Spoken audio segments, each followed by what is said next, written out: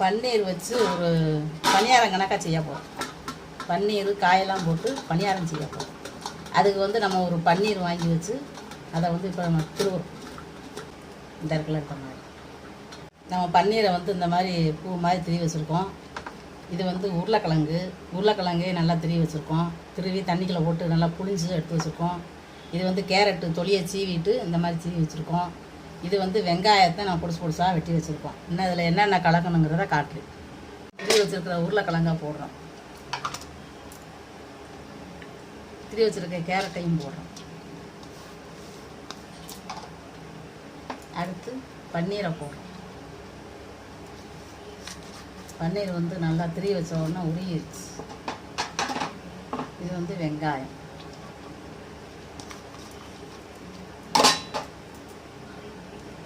அடுத்து கொஞ்சம் சீரகம் போடுறோம். அடுத்து கொஞ்சம் காரத்துக்கு சில்லி பேஸ்ட் போடுறோம். கொஞ்சம் தனி மிளகாய் பொடியும் கொஞ்சம் போடுறோம். இது வந்து கறி மசாலா பொடி. இது வந்து கொஞ்சம் மல்லிப்பொடி. இது உப்பு வந்து போட்டுக்கிட்டு காணலைன்னா அப்புறம் பார்த்து போட்டுக்கிடுவோம். இது வந்து மல்லிச்செடி. இது வெள்ளைப்பூடு. இது இஞ்சி வந்து திரி வச்ச உடனே கருத்துருச்சு, அதை சீ வைக்க போது. இது வந்து பச்சரிசி மாவு வந்து ஒரு 1/4 கப்பு எடுத்து வச்சுருக்கேன். இது மைதா மாவு. இது ஒரு 1/4 கப்பு எடுத்து வச்சுருக்கேன். இதை எல்லாமே நம்ம வந்து போட்டு பிணையணும். தண்ணி ஊற்றாமல் பிணையணும். தண்ணி ஊற்றினோம்னா நமக்கு குளகுலன்னு போகிறதுக்கு சான்ஸ் இருக்குது. முதல்ல இதை நல்லா பிணைஞ்சிக்கிட்டு அதுக்கப்புறமா நம்ம தண்ணி தேவைன்னா ஊற்றிக்கணும். இது எல்லாத்தையுமே நம்ம ஒன்று சேர்கிற மாதிரி பிணைஞ்சிக்கிட்டு அப்புறமா காணலைன்னா தண்ணி ஊற்றணும். இப்போ எல்லா காயும் நம்ம வந்து ஒன்றா போட்டு பிணைஞ்சிக்கிட்டு அப்புறமா காட்டுறோம். நமக்கு இந்த கல் காஞ்சிருச்சு. இதில் வந்து இப்படி சுடுவோம். கொஞ்சம் கொஞ்சமாக அள்ளி வச்சு இந்த மாதிரி சுட்டு எடுப்போம்.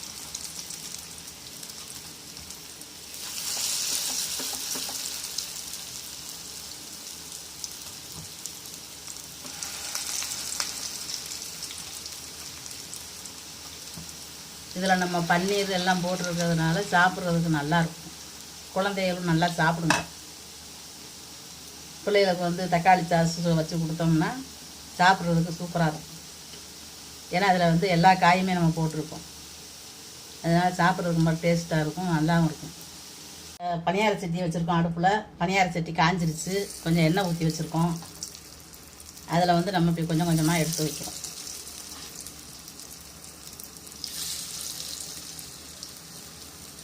நம்ம வந்து வேறு கல்லுலையும் தட்டி போட்டு எடுக்கலாம் வடை மாதிரி.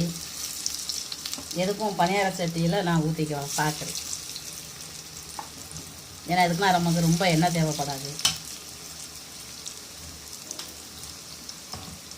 இந்த மாதிரி வேகட்டும். பனியார சட்டியில் பனியாரம் போல் ஊற்றி வச்சுருக்கேன். நம்ம வந்து பன்னீர் வச்சு வடை சுட்டுருக்கோம்.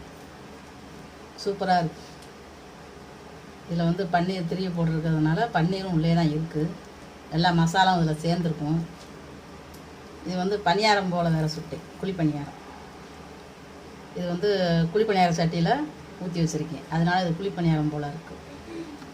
இது நம்ம தக்காளி சாஸில் தொட்டு சாப்பிடும்போது ரொம்ப சூப்பராக இருக்கும். இந்த மாதிரி நீங்களும் செஞ்சு சாப்பிட்டு பாருங்கள். குழந்தைகளுக்கும் கொடுத்து பாருங்கள்.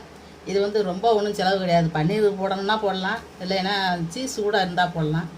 என்கிட்ட சீஸ் இல்லாதனால பன்னீர் போட்டிருக்கேன். சீஸ் போட்டோம்னா நமக்கு இப்படி பிச்சை எடுக்கும்போது நல்லா அப்படி வரும், மூடு மாதிரி வரும். இதில் வராது அவ்வளோதான். ஆனால் சாப்பிட்டு பார்த்தா ரொம்ப டேஸ்ட்டாக இருக்குது. இந்த மாதிரி நீங்களும் செஞ்சு இருக்கிற காய்களை வச்சு சாப்பிட்டு பாருங்கள்.